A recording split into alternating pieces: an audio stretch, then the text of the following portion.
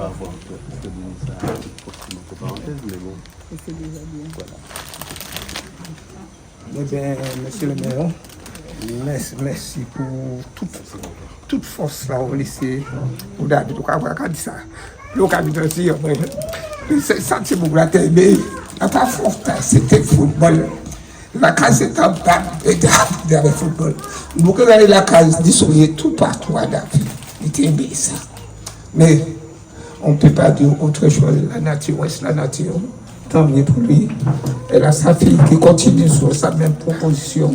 Et comme j'ai toujours dit avec le père, ce là, c'est bien force. Ben, il faut ça.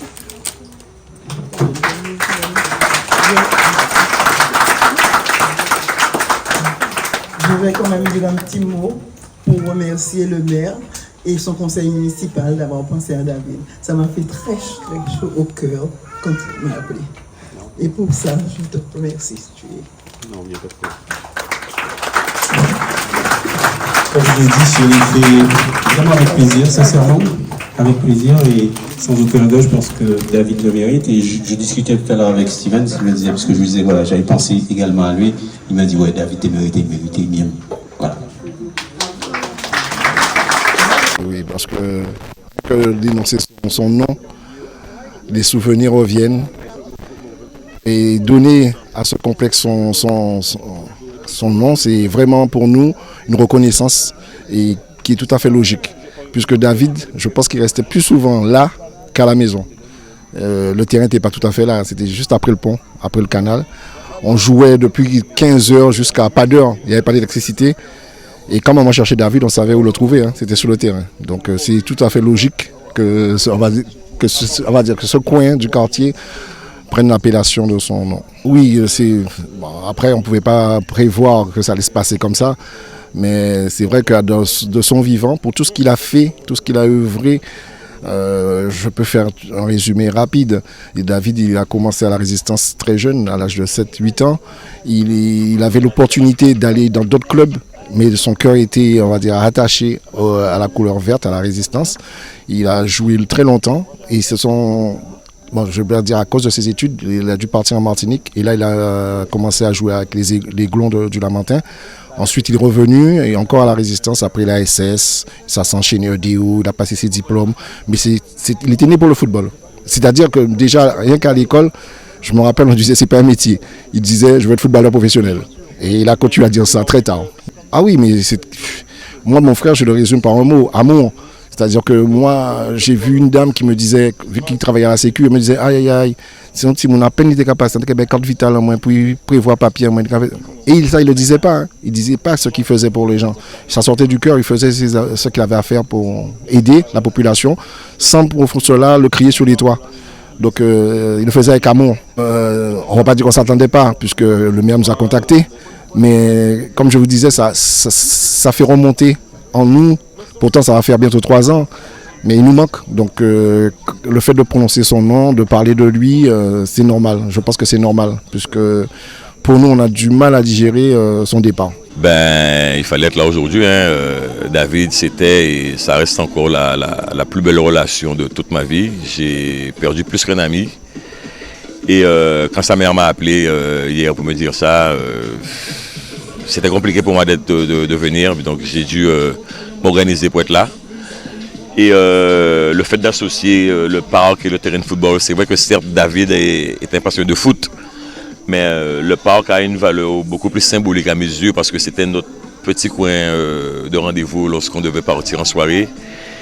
Et on passait nos soirées habillés, assis sur le parc et finalement on restait là jusqu'à 4 h du matin et on avait passé la meilleure soirée du monde.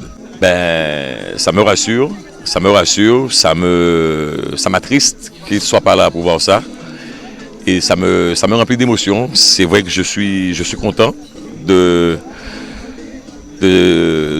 la mairie ait décidé de l'honorer, mais ça me fait repartir sur des souvenirs et ça me montre à quel point il nous manque, à tel point il me manque. Je ne sais pas s'il était beaucoup aimé à Bouillante, mais je sais que c'était une belle personne. C'était une belle personne. Et je pense qu'il avait plus d'amis que d'ennemis en tout cas, c'est sûr. La ville a pris la décision, en tout cas depuis 1 an à peu près, de de rénover l'ensemble de ces équipements sportifs qui sont restés non entretenus pendant de très nombreuses années.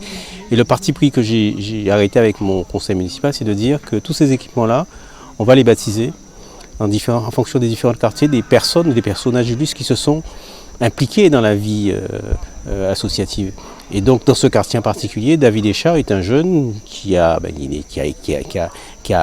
évolué ici, qui a grandi ici, qui s'est largement impliqué dans le monde sportif dans ce quartier-là, mais ailleurs aussi, puisqu'il a été à la Résistance, il a été au CSB, il a été en dehors de Bouillante aussi, à la SS, etc.